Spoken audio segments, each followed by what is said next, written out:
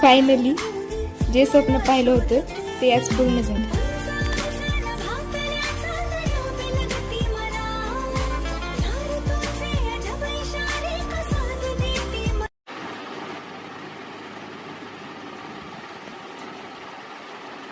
हाय दीदी.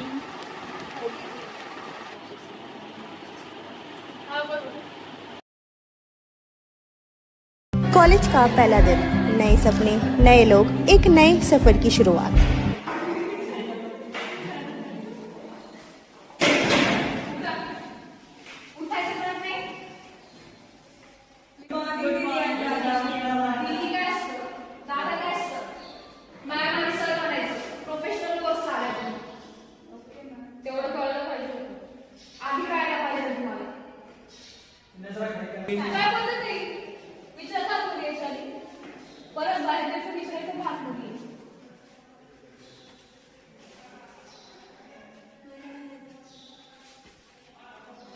दीदी काय नजर खाली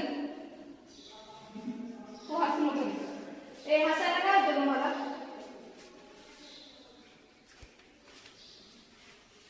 विचार येऊ पाच मध्ये म्हणून मॅम मॅम म्हणायचं. नजर खाली येच सॉरी म्हणायचं कळत नाही. मोठ्याने सॉरी मॅम.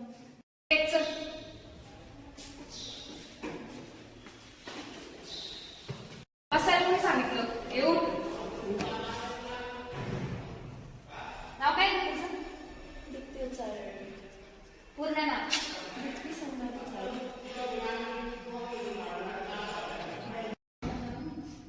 रडू नको.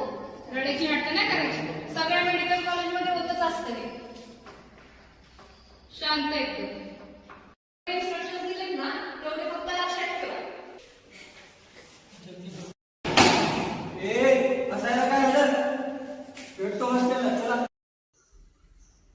ए यार श्रुती, तू हे ऑब्झर्व केलं का?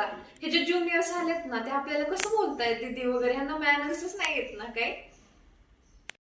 बघ ना, ह्यांना काही सिन्सिअरिटीच नाही. ह्यांना ना आता आपण संध्याकाळी बोलू आणि ह्यांना सांगू कसं काय असतं ते. ह्यांना सगळे नियम समजावे लागतील, त्याशिवाय नक्कल नाही ना. खरंच. येऊ का मॅम? हा, हा यात 5 मिनिटामध्ये मला तुमच्या बॅचच्या सगळ्या मुली या रूम मध्ये पाहिजेत. 5 मिनिटामध्ये जा. सगळ्यांनी यायचं लवकर.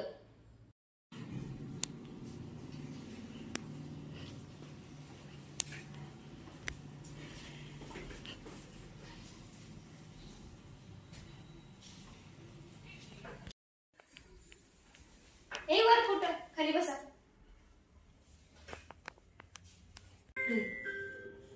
फोन सायलेंट कर.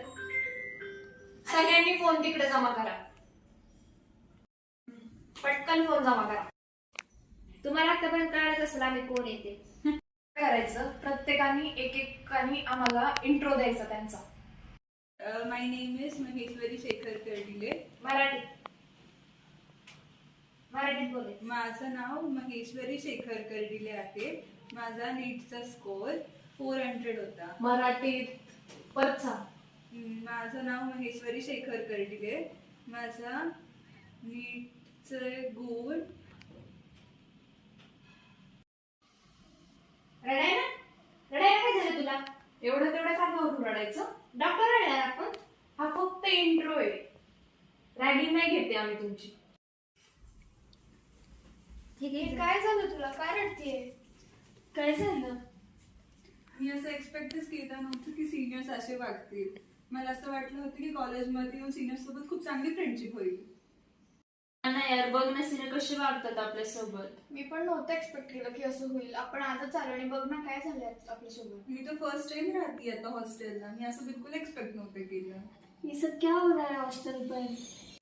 या ग काय झालं? काय झालं हिला?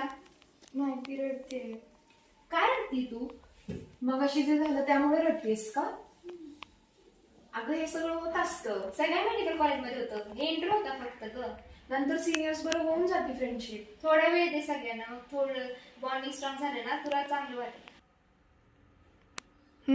अरे माइंड खूप स्ट्रॉंग झालं पाहिजे. अजून आपल्याला डॉक्टर व्हायचंय, डायसेक्शन करायचंय, किती काही गोष्टी करायच्यात. इतक्यातच रडून कसं होईल?